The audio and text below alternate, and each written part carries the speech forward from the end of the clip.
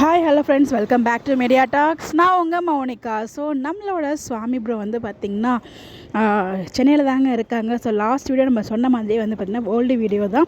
அந்த ஒரு கெட்டப்புமே வந்து பார்த்திங்கன்னா நம்ம ஆட்டோ விஜய் சாந்தி அந்த சீரியலோட ஒரு கெட்டப்பில் தான் இருந்தார். அதை நம்ம லாஸ்ட் வீடியோமே ஷேரும் பண்ணியிருந்தோம்.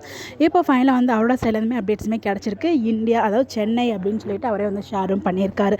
ஸோ சென்னையிலேருந்து எவ்வளோ அழகாக சூப்பராக வீடியோ எடுத்து ஷேர் பண்ணியிருக்காரு பாருங்கள். ஸோ நேச்சர் லவரில் வந்து பார்த்திங்கன்னா ஸோ இவர் அடிச்சிக்கிறதுக்கு ஆளே கிடையாது. ஸோ அவ்வளோ அழகாக வந்து அதுவும் ஒரு மாடியிலேருந்து ஷூட் பண்ணியிருப்பார் போல். ஸோ மேலேருந்து வியூ வந்து கொடுத்துருக்காரு.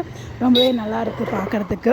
ஸோ அந்த வீடியோ தான் உங்களுக்கு நான் ஷேர் பண்ணியிருக்கேன். ஸோ ஃபைனலாக நம்ம சென்னையிலேருந்து அப்டேட் கொடுத்துருக்காரு. ஸோ இன்னும் வந்து அவர் மலேசியா கிளம்பலனா சொல்லியிருந்தா இல்லையா, இன்றைக்கே கிளம்ப மாட்டார் அப்படின்னு சொல்லிட்டு நியூ லொக்கேஷனில் நமக்கு அப்டேட் கொடுத்துருக்காரு.